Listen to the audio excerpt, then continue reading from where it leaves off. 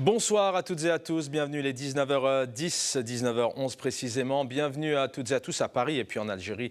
Pour ceux qui nous suivent, vous êtes très nombreux. Merci pour votre fidélité. Il est 18h11, passé de quelques secondes. Bienvenue bien évidemment sur votre chaîne El Mararabia, très suivie. Merci pour votre fidélité. Les réseaux sociaux, la page Facebook, la page YouTube bien évidemment. Likez, posez vos questions et vos réactions. Nous allons revenir ce soir sur plusieurs thématiques. Nous allons commencer bien évidemment sur la crise sociale et le quotidien de la vie des Algériens. Nous parlerons aussi de l'absence notamment du politique dans cette crise. Où est-il, que fait-il, comment les Algériens peuvent-ils subvenir à leurs besoins? Et puis on parlera aussi bien évidemment de cet avenir, de cet bel avenir de demain qui a déjà commencé maintenant depuis plusieurs mois. C'est le Hirak, donc un pays en crise, je vous le disais, un quotidien de plus en plus difficile.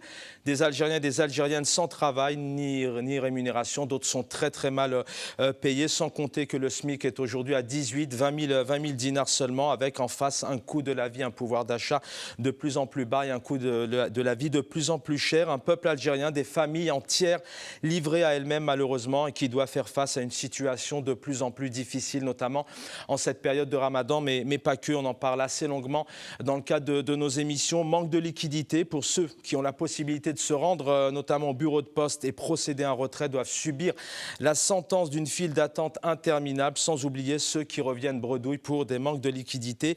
Malgré qu'ils soient, je vous le disais, donc en possession de liquidité sur leur compte, il est impossible. Il n'y a plus d'argent dans les caisses en pleine période de Ramadan donc, et comme chaque année, les prix augmentent sans limite. On en parlera dans le détail ce soir. Et pour couronner le tout, se rajoute la pénurie de certains produits de première nécessité. Des grèves aussi qui ont commencé chez les postiers, les pompiers, le milieu hospitalier, la protection civile. Ça continue et d'autres s'en suivent. Encore dans l'éducation, c'est le syndicat national des corps communs et ouvriers professionnels de l'éducation nationale donc, qui annonce une journée de grève. Notamment, il y en aura d'autres le 25 et 26 avril prochain. Le secteur de la santé et aussi les sages-femmes qui annoncent une grève. Donc tout un peuple face à une crise sociale, un quotidien de plus en plus rude, un pouvoir d'achat, je vous disais, de plus en plus bas. Dans le plus beau et le plus grand pays d'Afrique, l'Algérie, et avec toutes ses richesses, toutes ses ressources. Malheureusement, on est en 2021, le peuple algérien doit subir autant de supplices et de tortures pour pouvoir vivre. Et bien évidemment, face à tout ça, un pouvoir, un chef d'État qu'on entend très peu, totalement absent pour apporter des solutions. On reviendra bien évidemment sur certaines promesses qui étaient certainement de bonne volonté à la base, mais qui ne sont pas du tout tenues, comme par exemple proposer des soldes pendant le Ramadan. Aujourd'hui, vous l'avez compris, c'est totalement impossible. En deuxième partie d'émission, nous reviendrons hélas sur les détenus. Nous rendrons hommage à ces détenus qui font une grève de la faim maintenant depuis 15 jours, leur état de santé. Et on parlera bien évidemment du Hirak puisque c'est l'avenir. Je vous propose, avant de vous présenter, d'avoir l'honneur de vous présenter mes invités, je vous propose justement de revenir en images sur les portraits des détenus. Notamment, ils sont très nombreux encore aujourd'hui. Et ça a encore frappé le pouvoir, a encore fait preuve de répression hier pour ce 113e mardi.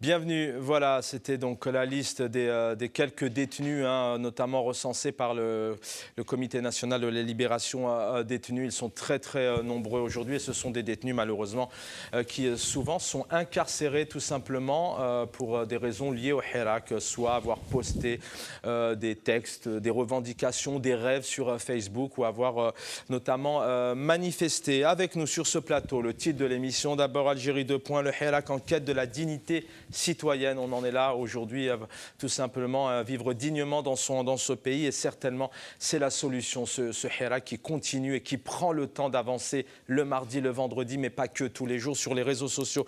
Avec nous sur ce plateau, bienvenue à vous messieurs, Mohamed Benaïssa, militant politique, merci d'être là. Bien, merci de l'invitation. Merci infiniment. Avec vous, Lies Djebaili. Bonsoir Lies. Merci pour l'invitation. Je vous en prie. Lies, vous êtes ingénieur économiste financier et vous êtes fondateur de l'Algérie droit devant. Via l'Algérie, bienvenue à vous. Bonsoir messieurs. Boualem Amoura. Est-ce que Boualem Amoura est avec nous? Par Skype. Bonsoir Boualem Amoura, syndicaliste, secrétaire général du syndicat SATEF. Bienvenue à vous. Merci, bonsoir à tous les téléspectateurs de Magharibia et bien sûr à tous les invités, sans oublier les travailleurs de Magharibia. Très bien, merci infiniment. Car à chaque fois, vous mettez l'accent vraiment sur les équipes. Et c'est vrai qu'il y a toute une équipe technique qui travaille pour réaliser ces émissions. Et je les salue encore une fois, bien évidemment, en régie, au sein de la rédaction. Maître Aïssa Rahmoun, bonsoir Maître. Ah oui, 18h30 pour Maître Aïssa Rahmoun, avocat, vice-président de la Ligue algérienne des droits de l'homme. Je vais commencer par vous, Boualem Amoura. Vous êtes syndicaliste, secrétaire, je rappelle, général du syndicat SATEF. D'abord, en tant que citoyen algérien, en tant qu'homme, tout simplement, comment est le quotidien des Algériens et des Algériennes? On va en parler ce soir. Vous êtes sur le terrain. En tout cas, on nous annonce de grosses difficultés. Les images parlent d'elles-mêmes. La presse parle d'elle-même. On reviendra notamment sur quelques éléments de réponse avec des tarifs, des augmentations exorbitantes. Mais selon vous, quelle vision vous avez? Comment vivent réellement? Quel est le quotidien des Algériennes et des Algériens?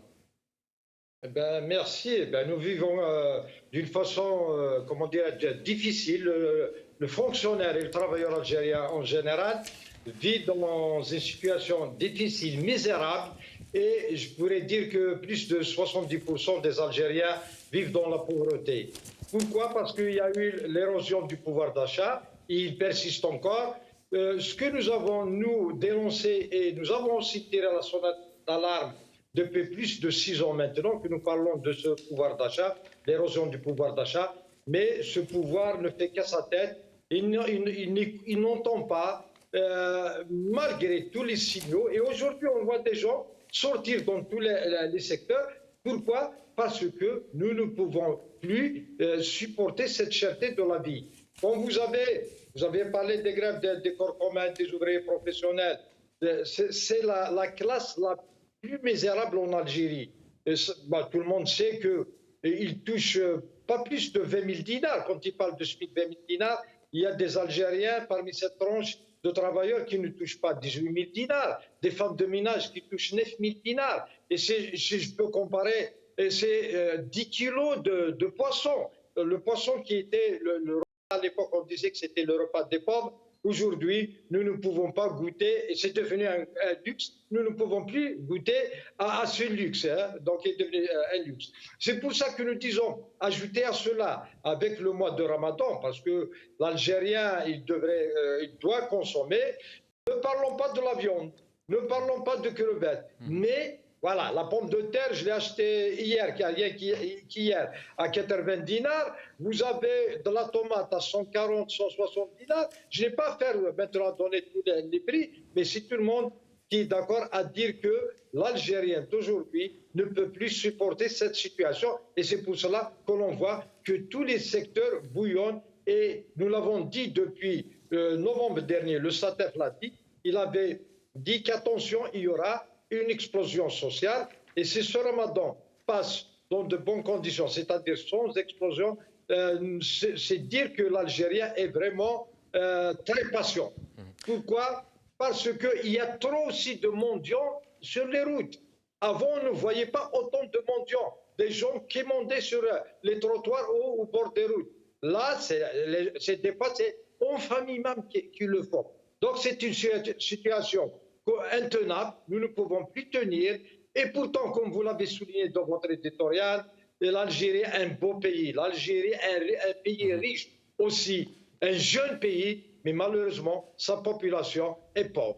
On va y revenir dans le détail, bien évidemment. Avec nous sur le plateau, donc Lyes Djebaili, et puis alors vous êtes aussi économiste financier, vous êtes militant, analyste avec nous aussi Mohamed Benaïssa. Bon, on est en France, bien évidemment, mais on a aussi un regard précis sur ce que vivent nos frères et sœurs en Algérie. Je le disais tout à l'heure, on est en 2021, c'est le pays, le plus grand pays d'Afrique. Aujourd'hui, les Algériens et les Algériennes sont face au mur, se retrouvent face à eux-mêmes, c'est une réalité. Quelle perception, quel sentiment vous vient lorsque vous voyez ce quotidien de plus en plus difficile, notamment des Algériens, des Algériennes? Pour moi, c'est la grande colère. Effectivement, les produits, le prix des produits alimentaires c'est enflambé. Et c'est la grande colère parce que ça suscite de la colère et le désarroi de nos compatriotes. Moi, je me pose la question très simple. Je ne vais pas rentrer dans le populisme, dire que l'Algérie est un pays continent. Et c'est un pays qui est capable d'alimenter et de faire nourrir 400 millions d'habitants. 400 millions d'habitants. Comment on arrive à ce stade-là qu'il y a la cherté de la vie? La cherté de la vie, ça veut dire quoi? Ça veut dire qu'il y a la perte du pouvoir d'achat. Ça veut dire qu'il y a une inflation. Et quand on parle de l'inflation, les prix, ils ne cessent de grimper dans le temps et durablement et de façon quasi générale. Le salarié, les salaires en Algérie, c'est entre 5 000 et 70 000 dinars. La majorité, on va dire 30 000 dinars, mais quand même, il y a une proportion très importante, 20 000 dinars. Comment on peut vivre avec 20 000 dinars dans un pays où vraiment... Je fais confiance à vos chiffres, mais encore, je ne sais pas si la majorité sont à 30 000. Tout à fait. Les produits sont extrêmement chers. Revenir. Vous savez que, je ne vais pas revenir encore, on va faire on va faire une remarque. 1000 milliards dilapidés. 1000 milliards dilapidés. Sur 1000 milliards dilapidés, 600 milliards de dollars suffisent à construire un pays moderne. Alors, d'après ce qu'on a pu lire, il y a sur l'ère Bouteflika en 20 ans, on parle de 1500 milliards. Si je oui, tout à fait. On parle de 1500 milliards, mais au fait, allez, on va parler de 1000 milliards dilapidés. On va prendre la moyenne 1000 milliards. Sur 1000 milliards, il suffit d'avoir 600 milliards de dollars pour construire un pays moderne. L'autoroute qui nous a coûté 13 milliards de dollars. Vous savez que le trésor public algérien a payé ce qu'on appelle des intérêts moratoires, 100 000 € par jour, parce qu'il n'a pas eu le temps d'exproprier le foncier quand il a voulu concevoir son projet de l'autoroute. C'est ça l'argent du contribuable algérien. C'est ça l'argent du contribuable algérien. Avec 20 000 dinars, je me pose la question, où va-t-on? La croissance économique, elle est en train de diminuer, elle s'est rétractée de 10%. Rien ne va plus. Mais comment on peut vivre avec un salaire pareil? Moi, je me pose la question. Lyes Djebaili, vous êtes en colère et c'est bien, vous êtes passionné, on le sent et c'est tout à fait normal. Pareillement, une réaction, on va entrer bien évidemment dans les détails ensuite, essayer de voir un peu comment les Algériens et les Algériennes, à notre niveau bien évidemment, quelles sont les issues, mais d'un point de vue général, cette situation elle est de plus en plus dramatique, sachant quand même que Tebboune avait annoncé une nouvelle Algérie. C'est son slogan. 12-12, nouvelle Algérie, avec un certain nombre de moyens, un quotidien de plus en plus facile aux Algériens. Enfin, en tout cas, c'est ce qu'il annonce même sur les perspectives des législatives, notamment. Ouais, voilà, donc entre la promesse et la réalité, il y a toujours, surtout en Algérie, il y a vraiment un océan. C'est même pas un gap, vraiment un océan. Vraiment, je suis désolé. Nous, on est en France, plus ou moins, on arrive à vivre d'une manière va dire Gini.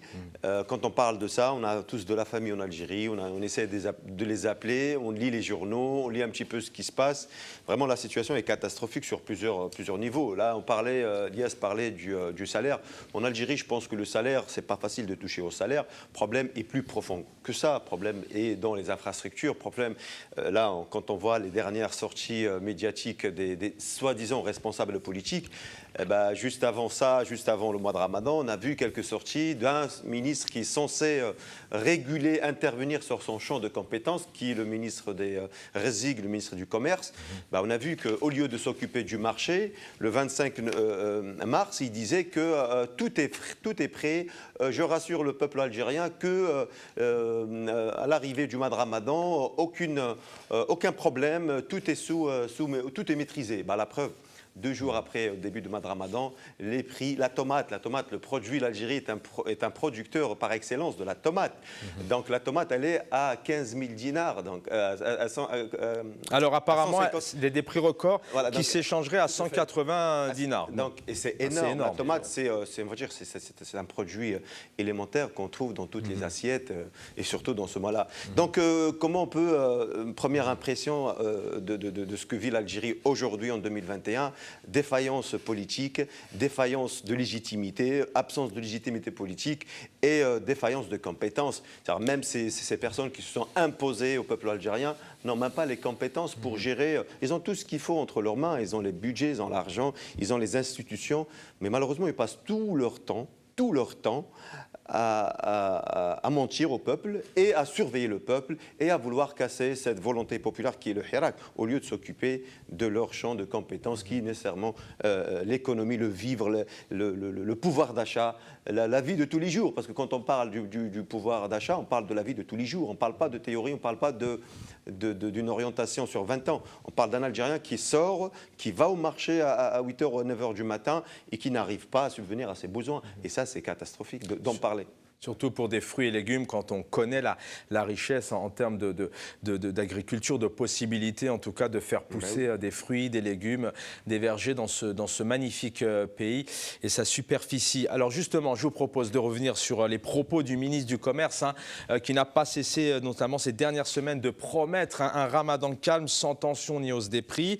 Il est très critiqué, ce ministre. Par exemple, on lui reproche beaucoup d'avoir provoqué une crise d'huile de table. Vous allez voir aussi quelques images où les personnes sont obligées de faire la queue pour notamment pouvoir acheter un bidon d'huile, en voulant notamment imposer une certaine généralisation. C'est ce qu'il a voulu faire de la facturation, notamment aux grossistes et distributeurs.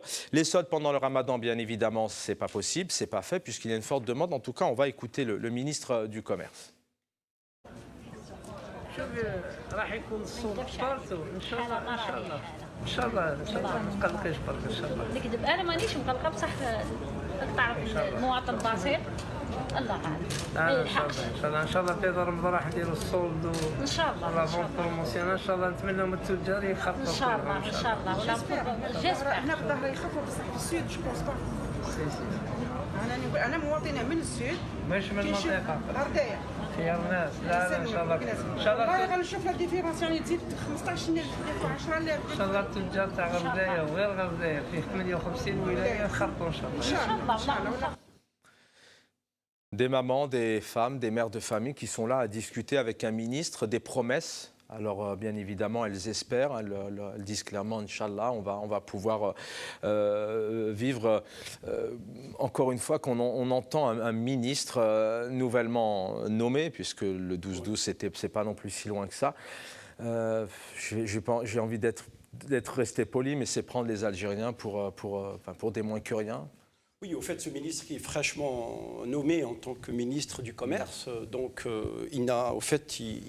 depuis sa nomination, il n'a cessé que faire que du populisme et de vendre du rêve et du vent, en fait, du vent aux Algériens. Nous, on lui demande pas, le peuple algérien ne lui demande pas de vendre du rêve. Il est là d'assumer sa fonction, même s'il est issu il se trouve dans un gouvernement illégitime, mais sa fonction principale, son genre principal, c'est de rester au bureau et d'étudier les cas. Pourquoi ça ne marche pas en Algérie? Et arrêter de sortir, aller dans des hangars et dans des souks et dans des marchés pour essayer un petit peu de s'approcher de l'Algérien et de le prendre par l'affectif et de lui promettre on va faire des promotions sur la pomme de terre, sur la tomate, sur ceci, sur cela. Alors il a fait un tas de promesses, mais rien, on n'a rien vu de venir. Mais juste pour répondre à ce ministre du Commerce, Je vous en prie. avant on importait la pomme de terre, 25 dinars quand on l'importait. Maintenant, à partir du moment où on dit que Oued-Souf, on l'appelle, c'est la Californie algérienne, qui produit la pomme de terre, le kilo de la pomme de terre, il est beaucoup plus cher quand il est produit à l'intérieur du pays par rapport à Lorsqu'il est importé. lorsqu'il est importé. Ouais. Moi, je me pose la question, mais on est où? C'est là où on voit vraiment, c'est un gouvernement, c'est un régime qui n'arrive pas à gérer, et à trouver la bonne gestion, la gestion de gouvernance. On ne parle pas sur le plan politique parce qu'il est illégitime. Même sur le plan économique, il n'a rien fait. Pas de réforme structurelle, rien, voilà. Mais d'un point de vue économique, bon, vous parliez d'illégitimité, alors ça, on a bien vu que c'est un pouvoir, un gouvernement en tout cas, qui est dans l'impossibilité totale d'avoir des bains de foule et d'aller à la rencontre, quoique là, il a eu de la chance, hein, ça s'est plutôt bien passé, mais bon, c'était dans un contexte un peu particulier. Mais est-ce que réellement, il y a réellement un système économique qui tient? Il le sait, ce ministre des Commerces, qu'aujourd'hui, il n'a pas les clés, il le sait qu'il y a un travail de fond à faire, un travail de base économique avec des structures, des systèmes, des institutions, entre les producteurs, les vendeurs, les acheteurs. L'Algérie est très fragile là-dessus. On le voit, c'est d'ailleurs même l'anarchie. Je crois, si je ne me trompe pas, en France par exemple, le prix de la baguette est légiféré. Un boulanger ne peut pas vendre une baguette comme ça à 3 € du jour au lendemain. Il le sait, ce ministre des Commerces. Donc, En fait, on est en pleine crise économique. Moi, je dirais on est quasiment en récession. Alors, premièrement, le problème, c'est qu'on commence par le budget. Le budget de l'État, il est en train de se creuser. C'est-à-dire, il y a le creusement, c'est-à-dire le budget de l'État, il est en train de creuser. Il est arrivé à 15,3% en 2020 par rapport à 9,5% en 2019. Il y a aussi l'accroissement du déficit du courant des comptes de la balance des paiements. Elle a baissé. Il y a aussi la chute du dinar. La chute du dinar, c'est-à-dire le dinar, il a glissé. Il a glissé de combien? Il a glissé de 9%. Et en plus, il y a un écart entre le taux officiel et le taux parallèle qui est de 50%. Mes chiffres, vous pouvez les vérifier.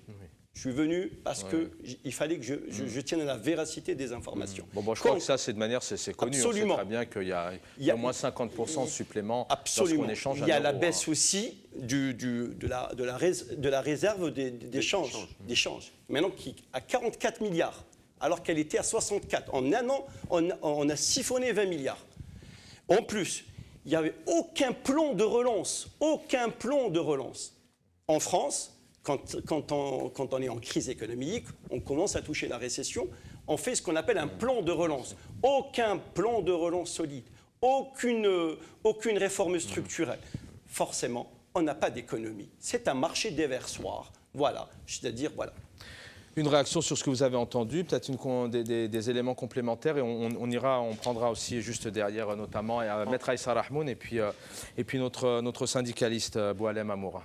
En fait, ce ministre qui est le plus visible, tout le monde s'interroge, moi personnellement je m'interroge pourquoi il n'y a que lui qui sort médiatiquement et qu'on donne de l'importance à ce ministre qui beaucoup plus fait ce que faisait Sellal, si vous vous rappelez à l'époque de Bouteflika. Pourquoi il est où le Premier ministre qui est censé être l'arbitre, qui est censé être le maître plus ou moins des ministres, où il doit intervenir, chef de l'État ou plus ou moins, parce que si on peut dire qu'il y a un Premier ministre qui sert vraiment une fonction de fusible, qui doit être en première ligne, qui doit défendre le projet soi-disant du président. Y a-t-il une première ligne en Algérie? On voit ni le Premier ministre ni le président. Voilà. Donc ce ministre, il est connu, c'est déjà algérien. Beaucoup de blagues sur ses interventions. Récemment, sur le fait de vouloir généraliser la langue arabe sur les enseignes, alors qu'on sait que voilà, c'est pas un argument qui ne tient pas la route. Les Algériens parlent plusieurs langues. Ce ministre a dit beaucoup de mensonges. Juste, il y a 25 jours, il disait que le prix de pommes de terre... Non, c'était juste au début du mandat de Tebboune. Il disait que voilà, on va plafonner le prix de la viande rouge à 800 dinars. On est où par rapport à ça? Tebboune qui disait récemment à plusieurs sorties, qui a fait la risée du monde, que l'agriculture algérienne nous ramène 25 milliards de dollars. Donc, ils sont où les 25 milliards de dollars? Si on avait les 25 milliards de dollars, comment on peut avoir une pomme de terre ou des produits alimentaires de première nécessité à ces prix-là? Donc, on n'a pas une culture d'État, on n'a pas une culture vraiment de gestion, de politique. On ne parle pas des normes internationales, au moins voilà, d'un pays en voie de développement. Aucun standard n'est appliqué en Algérie. Du coup, les sorties médiatiques sont beaucoup plus pour faire rire au peuple algérien et creuser encore le désespoir et la haine qui monte chez le peuple algérien. C'est vrai que c'est toujours plus facile d'aller à la rencontre du peuple pour leur parler un peu de leur quotidien, qui est le premier plaisir de la vie, je le rappelle, hein, se restaurer, que parfois avoir des discussions réellement de fond, mais pas que devant le peuple. Hein. Je rappelle que le chef de l'État Tebboune est passé aussi, a été très polémiqué lorsqu'il a essayé d'expliquer qu'il y avait je ne sais pas combien de tonnes de semoule par famille. Enfin, c'était assez risible. Dans quelques instants, je vais bien évidemment revenir auprès de Boualem Amoura. Je voudrais juste saluer bien évidemment Maître Aïssa Rahmoun. Bonsoir Maître. Allô, oui, bonsoir Chaban, bonsoir à vos invités et à tous les téléspectateurs de Mararibia. Maître Aïssa Rahmoun, donc avocat, vice-président de la Ligue algérienne des droits de l'homme. Avant de revenir dans la deuxième partie, notamment on parlera bien évidemment des détenus, puisque vous êtes avocat, vous défendez les droits de l'homme, mais peut-être là je parle aussi à monsieur Aïssa Rahmoun au quotidien. Comment vivent les Algériens? Vous parcourez quand même assez le pays à vouloir aider et puis défendre notamment les détenus. Quel sentiment vous avez? Quelle est l'ambiance, le quotidien des Algériens et des Algériennes aujourd'hui, en plein mois de Ramadan notamment? Écoutez, Chaban, je dirais que sur le plan économique et social à la fois, l'Algérie est assise sur un volcan. Réellement, on sent ça dans la rue. On le voit aussi. Imaginez, il y a beaucoup plus de mendiants actuellement dans les rues algériennes qui tendent la manche et qui demandent une petite pièce. Permettez-moi de rebondir sur les sorties des ministres du gouvernement ou même du chef de l'État. Ça fait 16 mois que Abdelmajid Tebboune est intronisé comme chef de l'État en Algérie. Aucune visite sur le terrain. Si ce n'est se rendre à Oued Souf, effectivement, quand il déclare il y a 25 millions de dollars qui sont les fruits de la recette de l'agriculture dans les pays qui se respectent, dans les pays qui ont un plan de relance sérieux. Il doit se déplacer sur les lieux et contrôler, avoir des informations de ces agriculteurs dans les différents problèmes qu'ils rencontrent sur le terrain, leurs préoccupations. 16 mois que le président, que le chef de l'État est en prison. 16 mois que le gouvernement aussi est en prison. Parce que réellement, ils sont tous prisonniers d'un régime qui les a intronisés comme responsables de l'État, comme gestionnaire de l'État, gouverneur de l'État. Et on s'aperçoit en fin de compte que réellement, ils ne peuvent plus représenter l'État, que le régime est en crise sérieusement. Maître Aïssa Rahmoun, restez avec nous. Donc, Boualem Amoura, rebonsoir, bienvenue à vous. Bon, d'abord, une réaction, je rappelle, vous êtes syndicaliste, SATEF. Première question, d'abord, une réaction hein, sur les propos notamment du ministre du Commerce qui tente de vendre du rêve, encore une fois, mais comme le fait aussi un certain nombre de gouvernements. On a entendu le ministre de la Santé, notamment avant la rentrée, en disant que tout était prêt, par exemple, pour accueillir les élèves dans le cadre de la Covid-19 et ici, sur notre chaîne, on vous a démontré le contraire, grâce encore une fois à vos images. Donc peut-être une réaction là-dessus avec, je rappelle, ces prix qui flambent. La tomate s'échange à prix record, on parle de 180 dinars. La viande, donc le poulet atteint les 450 dinars le kilo. Ça veut dire que si vous avez un poulet à 1 kg, à 2 kg, 2,5 kg, vous imaginez qu'on arrive vite à 1200, 1500 dinars, ou encore la viande rouge qui est entre 1500 et 1800 dinars. Peut-être une réaction là-dessus. Et une deuxième question, Boualem Amoura, où sont les syndicats? Parce que ça, c'est vraiment important aussi à un moment donné. Est-ce que les syndicats aujourd'hui peuvent s'organiser, s'unir pour notamment organiser certains mouvements, alors toujours dans le pacifisme, mais pour essayer de sortir de cette crise? Merci. Par rapport à ce ministre qui fait dans le cinéma, et bien sûr, moi je pense que c'est être un clown que de déclarer aujourd'hui quelque chose et de voir que le lendemain, la vérité le rattrape. Parce qu'il a fait beaucoup entre guillemets, de bêtises lorsqu'il avait annoncé dès son installation. Sa première semaine, là, la vidéo, elle est là. Il déclare que dans une semaine, il va en finir avec la mafia. Mais à chaque fois qu'il dit quelque chose, il se passe le contraire de ce qu'il dit. Maintenant, pour lui, il est dans son rôle, mais normalement, moi, si je suis musulman, si je fais ma prière, je n'ai pas à mentir pour mes concitoyens. Mais il est dans son rôle. Tout ça parce qu'il ne pourra pas faire autrement. Il ne commande rien du tout. Aucun ministre ne commande d'ailleurs. Moi, j'ai eu affaire à un ex-ministre de l'Éducation qui me dit dans son bureau que, en ces termes, je marche selon le rythme qui m'est imposé. En ces termes.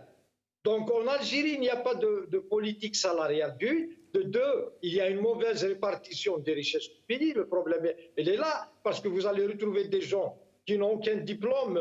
M. Benaïssa avait parlé de compétences. Mais non, en Algérie, on ne s'intéresse pas, on n'a pas besoin du moins de compétences. C'est le clientélisme, le népotisme qui marche dans notre pays. Ils ont nommé dernièrement des directeurs d'éducation, je parle de l'éducation, mais qui n'ont même pas leur baccalauréat.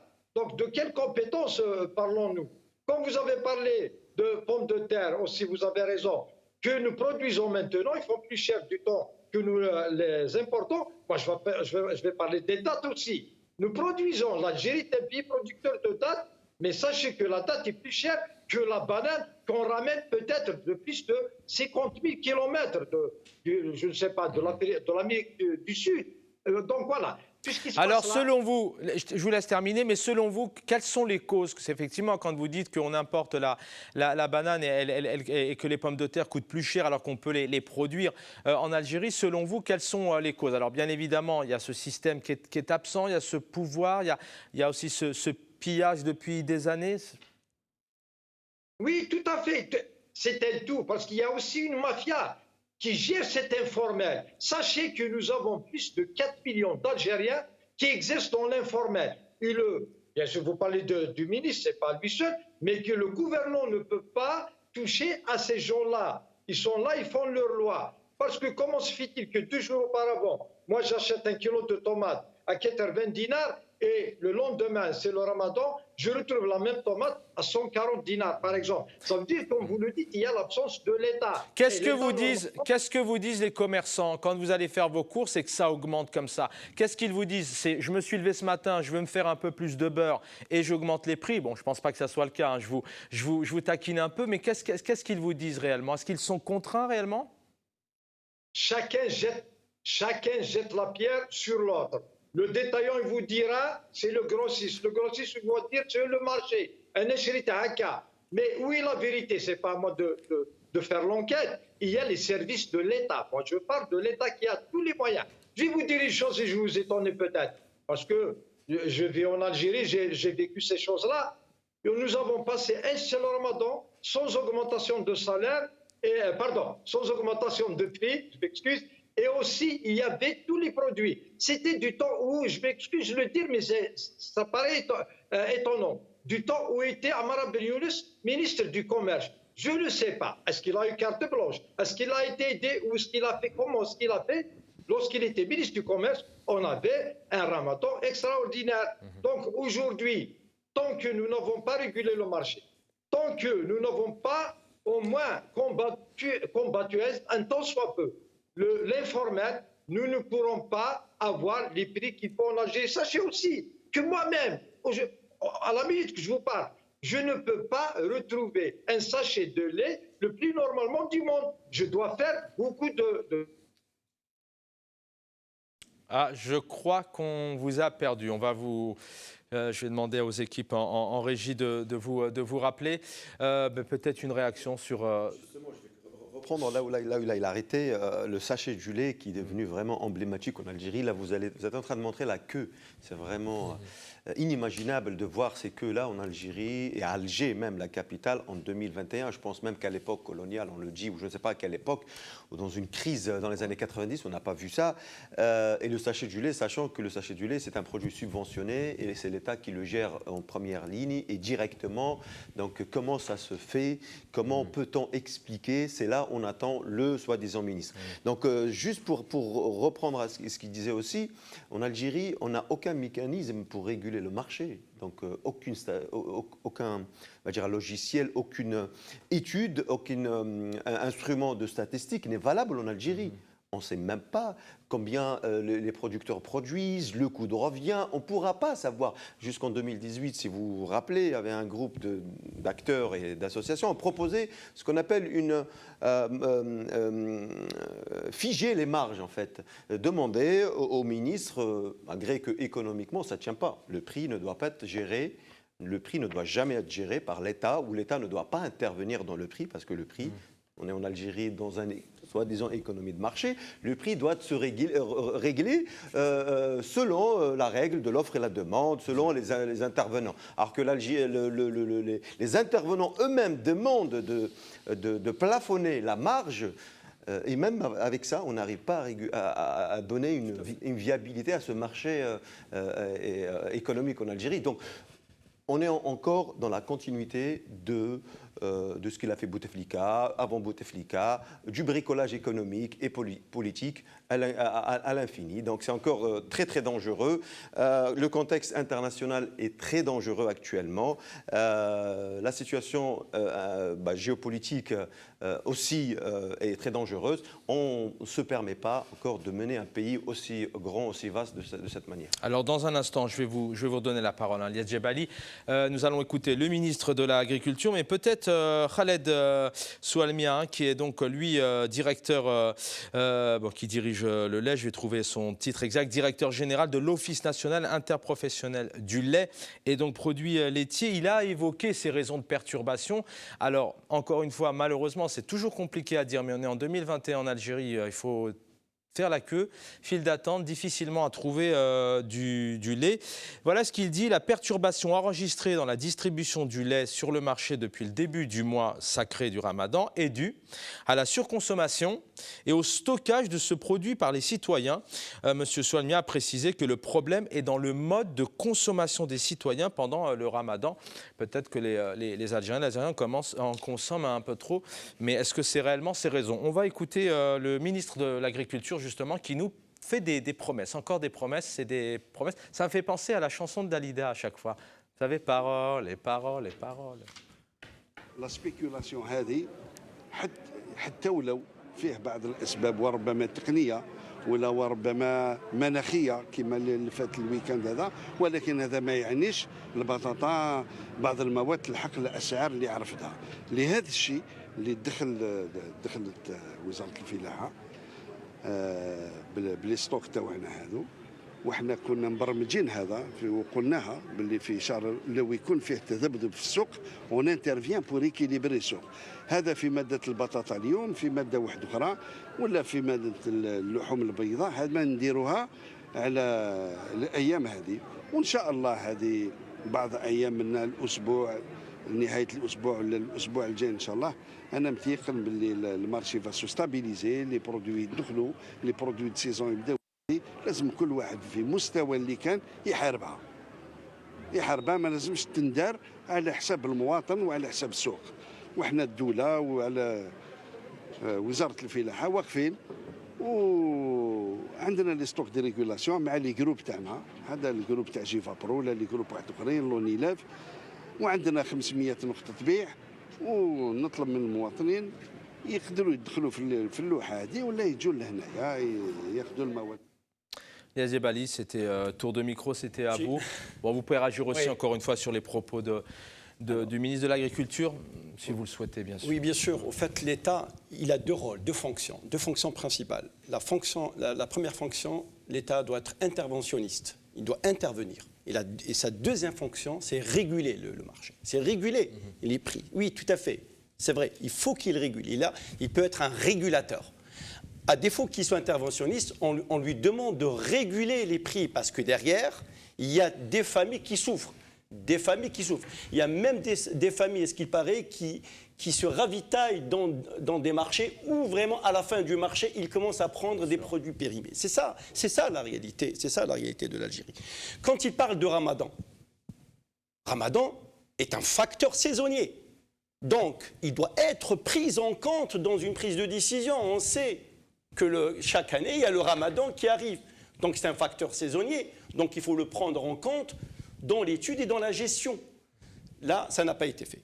Quand il parle que je vais stabiliser, que je vais réguler, stabiliser les prix, ceci, cela.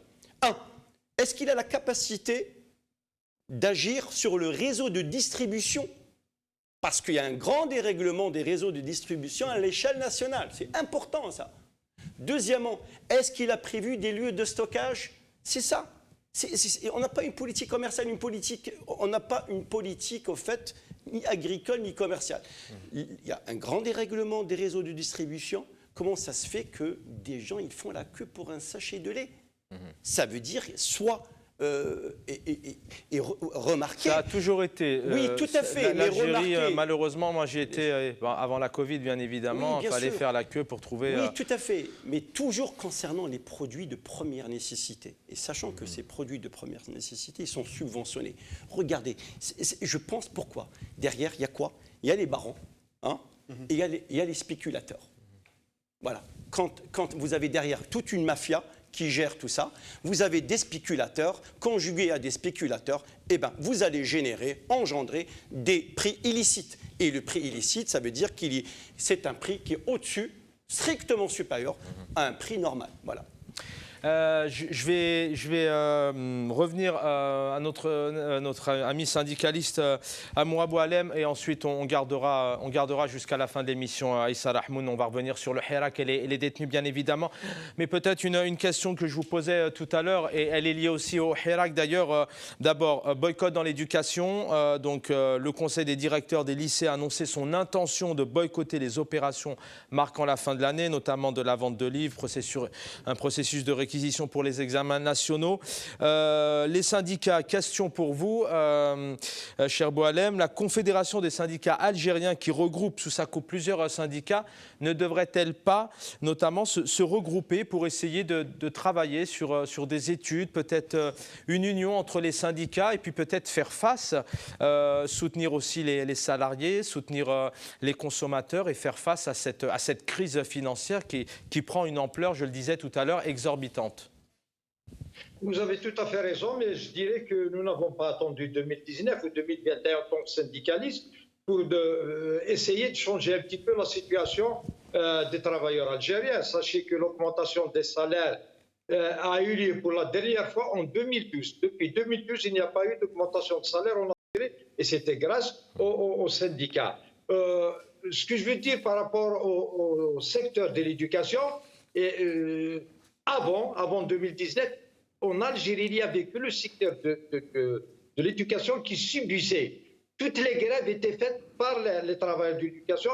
Et à un certain moment, au ministère nous disait, vous faites la grève dans le secteur de l'éducation, mais c'est tous les secteurs de la fonction publique qui ont bénéficié, et c'est la vérité. Maintenant, pour reprendre les forces, et puis pour convaincre tout le monde, parce que vous savez, quand il y a grève, il y a ponction sur le salaire. Et aujourd'hui, il y a des gens, on parle du pouvoir d'achat, il y a des gens qui ont des crédits, qui payent des mensualités chaque mois. Certains, ils sont locataires, d'autres qui envoient leurs enfants à la crèche avec un salaire de 30 000, 35 000 dinars. Mais nous avons, bien sûr, comme c'est à ça, nous étions les premiers initiateurs à avoir organisé cette initiative, la société civile. Bien sûr, nous avons conclu ça au mois de juin 2019 avec une déclaration, et puis aussi avec la rencontre du 24 août 2019. Malheureusement, on n'a pas continué sur la même lancée, mais sachez qu'aujourd'hui même, ça fait 2 heures que je reviens d'Alger, nous avons tenu une réunion en tant qu'intersyndical de l'éducation pour essayer, bien sûr, de booster un petit peu ces travailleurs-là, de faire une campagne de sensibilisation, mais ça ne doit pas que tomber sur les épaules du secteur de l'éducation. Tous les secteurs, le pouvoir d'achat, ça concerne tous les travailleurs algériens. La CSA a tenu ce samedi passé une journée d'études justement sur le pouvoir d'achat. Et après, tous les travailleurs presque sont sortis au moment où vous l'avez annoncé dans votre éditorial. Les pompiers sont en train bien sûr, de protester. Et on a vu des infirmiers.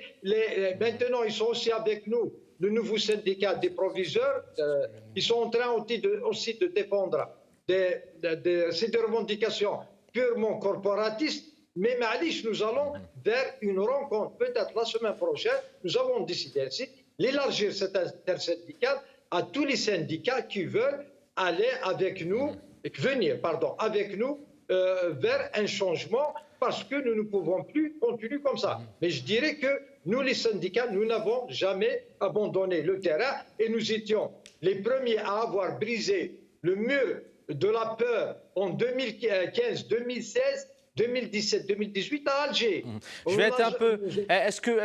Alors, on est d'accord, bien évidemment, que ce n'est pas facile de faire grève, ponction sur salaire, et ça, c'est tout à chacun, effectivement, en fonction de sa situation.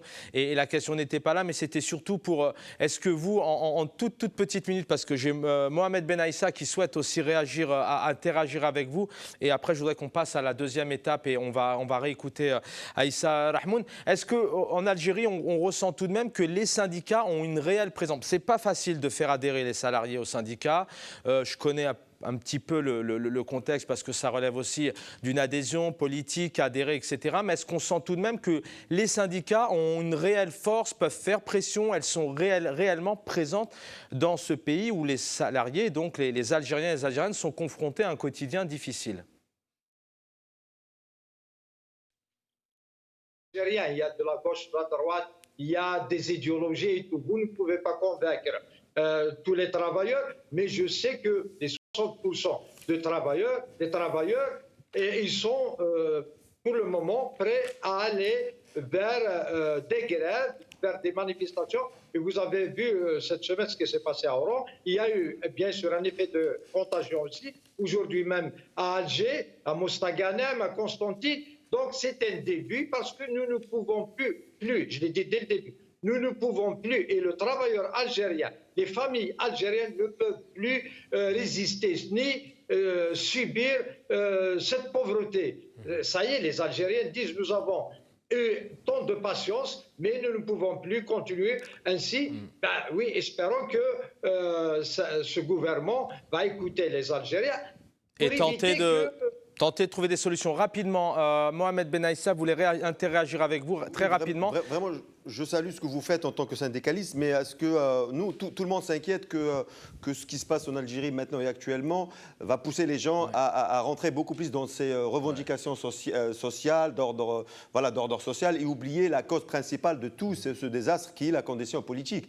Donc je ne sais pas ce que dans votre syndicat, vous êtes conscient de ça et que le peuple vous attend aussi sur le côté politique pour faire bloc, parce que ce système, ce président et son équipe n'a pas la légitimité politique pour faire un plan économique. Merci Mohamed Ben Aïssa. Mohamed Boualem Amoura, donc une réponse très brève, s'il vous plaît, une réaction très brève. Je voudrais que vraiment, il nous reste 20 minutes d'émission. Merci. Justement, c'est ce que fait ce pouvoir. C'est dans la diversion. Il va vous créer des problèmes que, comme il sait bien le faire, c'est sa stratégie à chaque fois depuis 62, eh ben, il nous plonge dans la pomme de terre, dans l'huile, dans le lait, pour oublier le système politique et la démocratie, nous l'avons système démocratique en Algérie. Voilà, donc c'est une diversion en quelque sorte qui fait, mais nous ne pouvons pas nous abandonner le peuple algérien. Je parle de peuple, pas que de travailleurs. Je sais que c'est difficile. mais nous allons essayer de nous organiser encore plus et d'aller vers une fédération plus large. Merci pour en tout cas ces notes positive et d'optimisme pour terminer. En tout cas, encore une fois, chapeau et puis bravo pour le travail que vous faites en Algérie. Voilà, Boualem Amoura était avec nous, syndicaliste, secrétaire général du syndicat SATEF. Dans un instant, une petite seconde, nous allons accueillir donc une nouvelle fois Issa Rahmoun. Nous allons, je vous propose donc de revenir sur ce rassemblement. C'était au tribunal de Ruisseau notamment pour venir en aide et soutenir à ces détenus dont la sentence était prévue aujourd'hui. Issa Rahmoun on me dit à l'oreillette que ce n'est pas encore prêt. Alors, est-ce qu'on pourrait regarder quelques images du Hirak? C'était hier, par exemple. Voilà, donc on va... Voilà.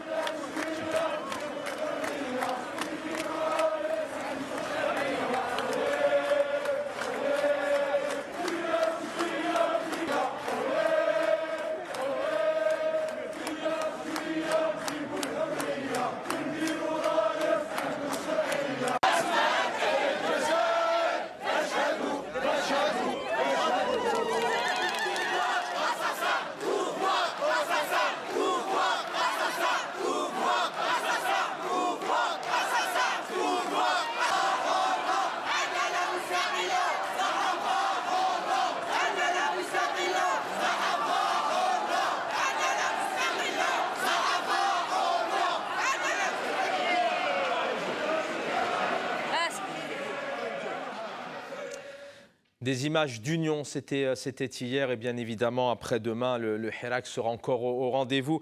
Avec nous, Maître Issa Rahmoun, merci d'être resté parmi nous. Ce dossier vous concerne. Bon, le Hirak, bien évidemment, c'était mardi, c'est tous les jours sur les réseaux sociaux et vendredi. Beaucoup d'arrestations. Le verdict est tombé notamment pour ces détenus qui font grève de la faim, dont l'un à la soixantaine. Donc, ils ne sont pas relâchés aujourd'hui, si je ne me trompe pas. Oui, tout à fait, mais avant ça, Chaban, permettez-moi de rebondir pour 2-3 minutes sur la déclaration faite par le ministre de l'Agriculture. Imaginez, on parlait de plan de relance, on parlait d'adhésion du gouvernement à une cause juste, voire la régulation du marché, mais aussi une bonne gouvernance qui va conduire le pays à un développement durable. Depuis 1962, ils nous disent qu'on est en voie de développement. À nos jours, on est toujours en voie de développement. Vous savez, quand il n'y a pas de légitimité politique, quand le pouvoir ne dispose pas d'une assise populaire assez large, issue d'une légitimité populaire, aucune relance ne peut voir le jour. Pourquoi? Parce que le divorce est consommé entre le peuple et ses gouverneurs. Et c'est pour cela qu'aucunement, le gouvernement, le régime actuel ne peut relancer l'Algérie sur le voie du développement, sur le voie du progrès. Et réellement, en ce moment, la question qu'a répondu mon ami Boualem Amoura sur l'isolement des droits socio-économiques, ou dissocier les droits socio-économiques des droits individuels, civiques et politiques est une erreur actuellement. C'est une grave dérive que de dissocier tous ces droits face à un régime autoritaire, face à un régime qui continue à emprisonner nos enfants. La meilleure preuve, c'est qu'aujourd'hui, au niveau de la cour d'Alger, à Ruisseau, à l'occasion de l'appel introduit par la défense des 23 détenus au niveau de la chambre d'accusation, la décision était prévisible. C'est le maintien en détention provisoire des 23 détenus. Imaginez donc l'article attroupement, incitation à attroupement non armé ne nécessite pas un mandat de dépôt parce qu'il ne dépasse pas dans le mécanisme juridique des 3 ans d'emprisonnement. Le vice et la malice des juges instructeurs, bien sûr, dictés par le régime en place, ont voulu injecter et renforcer l'accusation par celle qui est liée à atteinte au territoire de l'État, ce qui donne le plein pouvoir aux juges instructeurs de les mettre en mandat de dépôt, confirmé malheureusement par la Cour d'Alger au niveau de la chambre d'accusation. Aujourd'hui, je dirais que le régime panique, que le système est en panne. Quand on voit une crise économique qui s'annonce de plein fouet, mais aussi une crise politique qui est installée depuis fort longtemps, la résistance du peuple algérien à travers le Hirak, les mardis, les vendredis, et même on voit au séjour pendant le Ramadan des manifestations nocturnes un peu partout dans les quatre coins du pays. Cela nous renseigne sur la faillite du régime, sur l'incapacité du régime à proposer des solutions réelles, palpables, raisonnables, qui vont conduire à la construction d'une nouvelle confiance, d'une nouvelle relance politique et économique à la fois de l'État algérien. Tout cela, c'est inquiétant bien sûr. Jusqu'à quand le peuple algérien va résister? Et c'est pour cela qu'il faut que nos élites, que les activistes, les acteurs du Hirak doivent s'unir réellement et être contre-pouvoir de cette force de proposition qui va entraîner, c'est comme le Cruya réellement. La révolution était installée dans la rue, dans les djbel, dans les douars, dans les villages en Algérie durant la colonisation française. Il fallait que ces hommes et ces femmes, ces lumières qui scintillent, proposent quelque chose et entraîner le pays dans la voie révolutionnaire. C'est le même défi, je pense, qui nous attend actuellement et tout un chacun de nous est interpellé à plus d'un titre. Restez avec nous, Aïssa Rahmoun. J'aurai le plaisir de vous redonner une troisième fois, bien évidemment, la parole. Peut-être d'un point de vue, je ne vais pas être trop long dans les questions, le temps passe vite. Le Hirak, il est présent, cette révolution continue. On a tout de même un pouvoir, on a des manifestants aujourd'hui qui sont incarcérés depuis plusieurs jours, qui entament leur 15e, 16e jour de grève de la faim demain.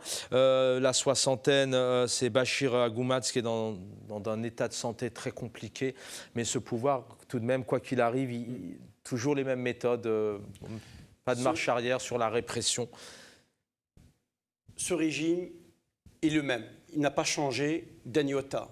Il a toujours le même visage. La machine répressive, elle est en marche. Il est en train de la fonctionner au maximum. Ça, c'est très important. Juste, je souhaiterais revenir sur un point assez rapidement. Il est en train de détourner la revendication politique principale en revendication sociale. Tout ça, ça doit être l'œuvre machiavélique de ce régime-là. C'est-à-dire le manque de liquidité, le manque de produits de nécessité. Tout ça, ça doit être l'œuvre de certains barons qui sont des acolytes et des potentats du régime. Voilà. Mais je dirais qu'on ne peut pas avoir une réforme, on ne peut pas faire des réformes structurelles économiques s'il y a une instabilité politique. Le pays n'est pas stable politiquement. Comment voulez-vous qu'il soit stable économiquement?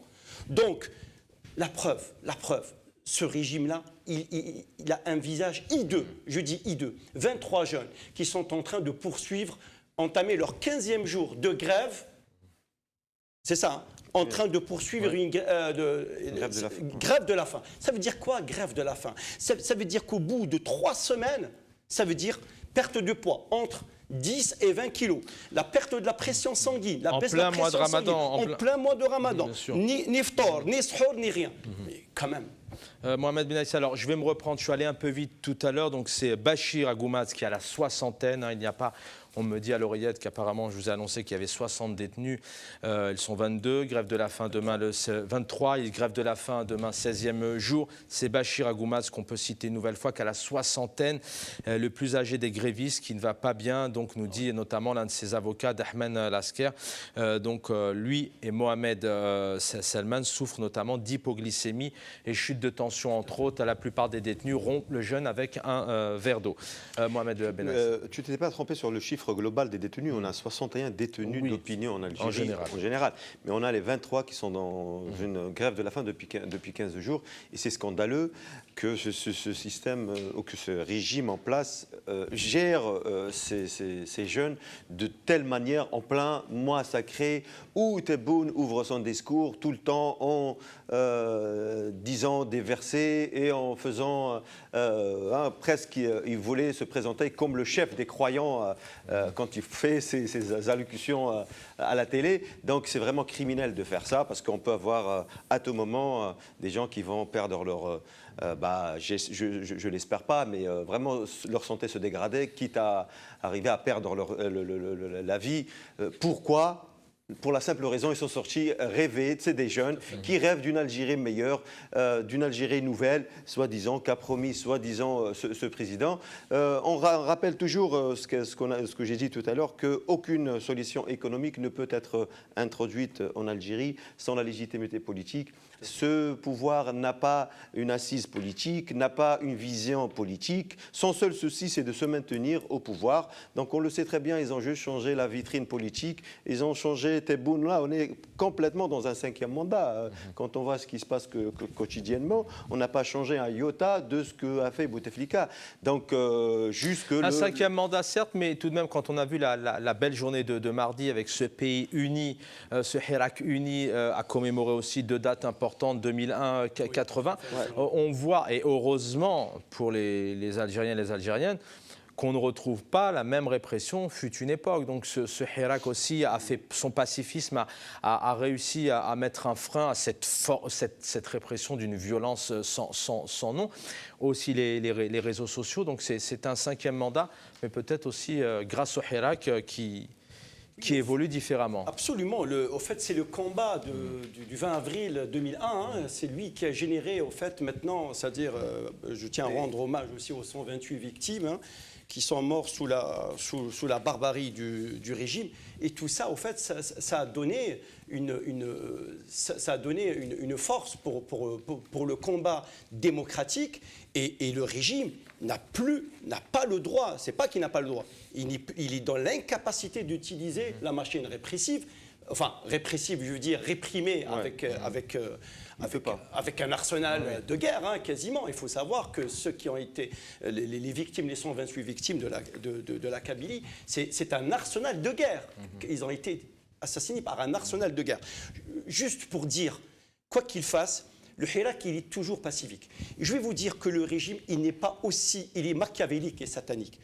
Sachant qu'aux yeux du monde entier, le Hirak, il est pacifique. Et Tebboune, il y a 2 semaines, il a organisé un haut conseil de sécurité.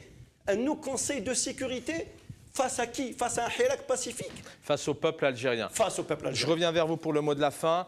Une réaction, Aïssa Rahmoun, 3 petites minutes pour vous avec un mot de la fin, certainement un mot d'espoir, notamment à la veille de ce vendredi 114.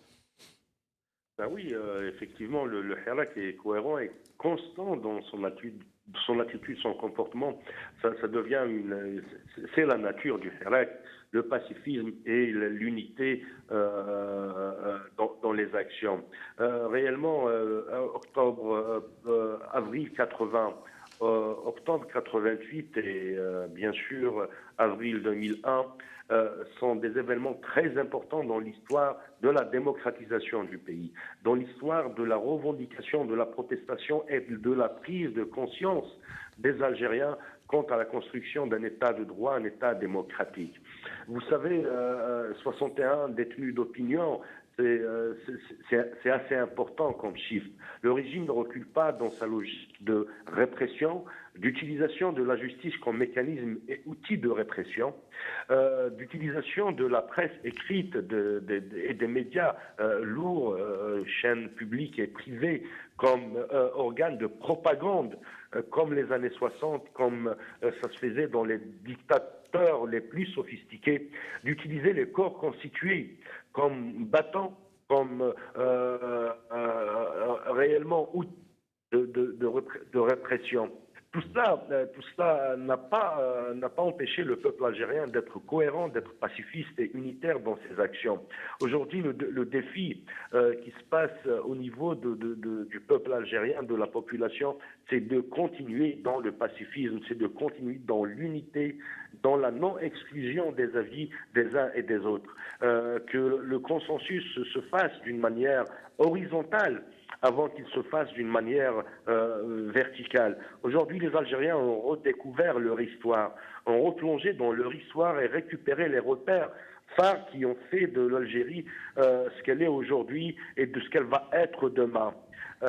Parce que les jeunes, la nouvelle génération, la nouvelle algérienne aujourd'hui ne veut plus sombrer dans les abîmes de la mer méditerranéenne, ne veut plus être de la chair à canon, ne veut plus être ces jeunes marhounines, hypothéqués par un régime qui ne pense qu'à une chose, qu'à son maintien.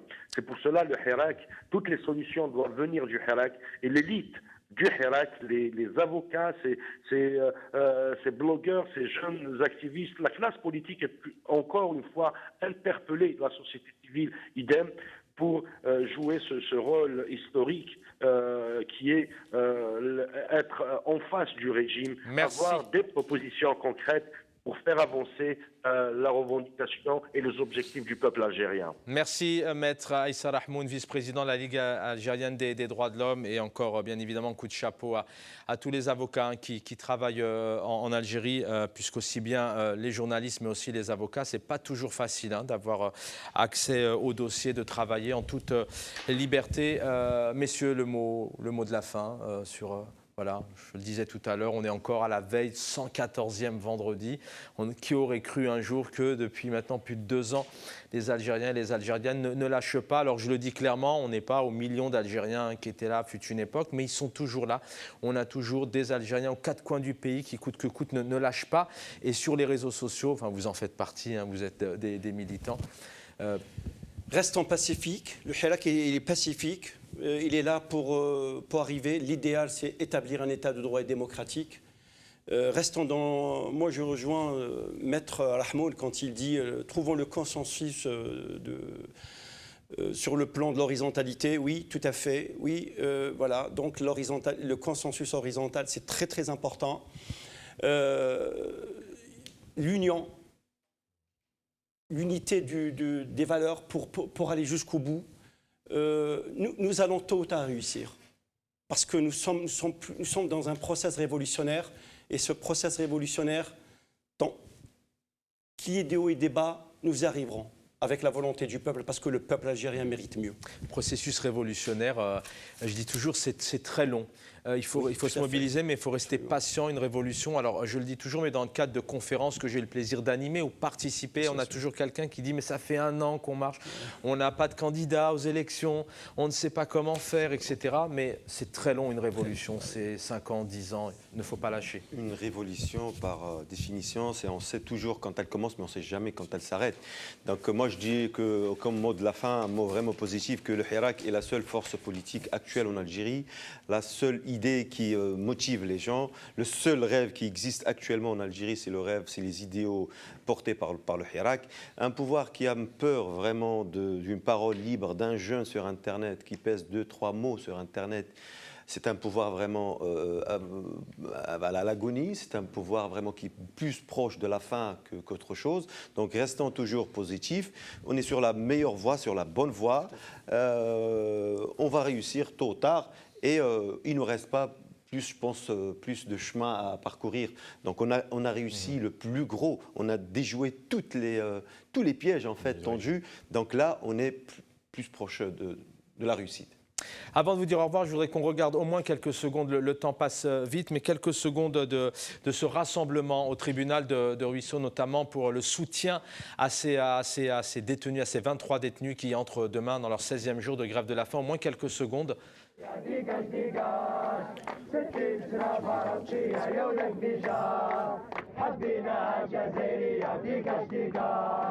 نزل واقفين يا عصابة ونجيبوا حق الشهداء ما نحبسوش ما نحبسوش نزل واقفين يا عصابة ونجيبوا حق الشهداء. Voilà, j'ai mon réalisateur qui va être content. On est à l'heure. Vous avez 15 secondes, Mohamed, pour annoncer, pour annoncer un... Oui, en fait, par rapport à ce qui se passe en Algérie, cette oppression, la diaspora organise un rassemblement vendredi 23, après-demain, à Genève, devant le Haut Commissariat des droits de l'homme de l'ONU, pour justement demander au pouvoir algérien de respecter la charte des droits de l'homme, tous les traités que le pouvoir algérien a signés. Donc un rassemblement contre le viol et la torture dans les prisons algériennes qui va se tenir après-demain à Genève. L'information, c'est sur El Marlevia, mais c'est aussi sur les réseaux sociaux. La page Facebook de Lies Djebali, ingénieur économiste, financier, fondateur l'Algérie droit devant, et aussi sur vos réseaux sociaux. Mohamed Ben Aïssa, militant politique, il était avec nous, je le remercie infiniment. Boualem Amoura, syndicaliste, SATEF, Aïssa Rahmoun, merci aussi pour sa fidélité, avocat, vice-président de la Ligue algérienne des droits de l'homme. Mehdi Ramdan Abdelhamé Mounir, merci d'avoir préparé cette émission à mes côtés. Bien évidemment, Naziha, qui m'a vraiment aidé à la préparer et qui travaille à mes côtés. Sahaf Torkoum, Silmiya, prenez soin de vous et de vos proches. Et on se retrouve normalement demain soir, même heure, pour un nouveau numéro de Microscoop. Bonne soirée à tous.